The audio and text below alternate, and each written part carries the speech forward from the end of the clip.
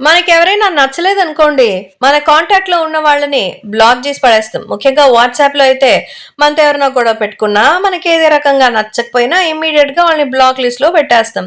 కొంతమంది అన్‌నోన్ పర్సన్స్‌తోనూ, కొంతమంది బాగా క్లోజ్‌గుండి గొడవలైతేనూ అలా చేస్తాం. కానీ ఇప్పుడు మన టీడీపీకి సంబంధించినటువంటి ప్రధాన నేత, యువ నాయకుడు, మంత్రి నారా లోకేష్‌ని వాట్సాప్ బ్లాక్ జేసిందట.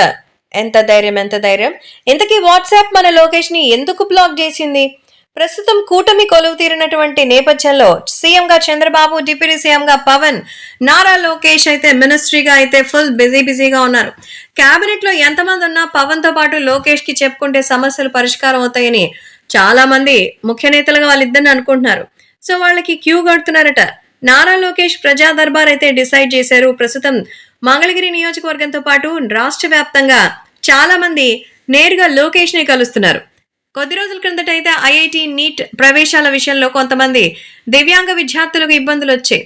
అందులో ఒకరు లోకేష్ కి వాట్సాప్ ద్వారా ఆశ్రయించారు. అరగంట వ్యవధిలోనే స్పందించిన లోకేష్ వాళ్ళ సమస్యని పరిష్కరించారు. అయితే ఈ ఒక్కరి సమస్యే కాదు, చాలా మంది సమస్యలకు పరిష్కార మార్గం చూపించగలుగుతున్నారు. దీంతో ఆయన వాట్సాప్ ఖాతానే ఒక్కసారిగా దెబ్బకి కుదేలైపోయింది. లోకేష్ వాట్సాప్ ఖాతా బ్లాక్ కావడంతో ఒక్కసారిగా కలకలం రేగింది. తన వాట్సాప్ ఖాతా బ్లాక్ కావడం వెనుకున్న కారణాలు చెప్పడంతో పాటుగా ప్రత్యామ్నాయంగా తనని ఎలా సంప్రదించాలో, ఎలా తనని కాంటాక్ట్ చేయాలో కూడా చెప్పారు లోకేష్. ఎక్స్‌పోజ్ లో వివరించే ప్రయత్నం చేశారు. ప్రజల నుంచి వరదలా వచ్చిన మెసేజెస్‌తో మరి ఇప్పుడు టెక్నికల్ గా ఒక ఇబ్బంది వచ్చిందని తన వాట్సాప్ ఖాతాని మెటా బ్లాక్ చేసిన విషయాన్ని ఆయన చెప్పారు. ఎవరైనా సమస్యలు చెప్పాలనుకుంటే వాట్సాప్ చెయ్యొద్దు. ఏదైనా ఉంటే ఇక్కడ నుంచి పర్సనల్ మెయిల్ ఐడి hello.lokesh@ap.gov.in కి పంపించాలి అని ఆయనే చెప్పారు. పాదయాత్రలో యువత తనని దగ్గర చేసింది హలో లోకేష్ కార్యక్రమేనని అప్పట్లో ఈ ఈమెయిల్ ప్రత్యేకంగా క్రియేట్ చేసినట్టు చెప్పుకొచ్చారు లోకేష్.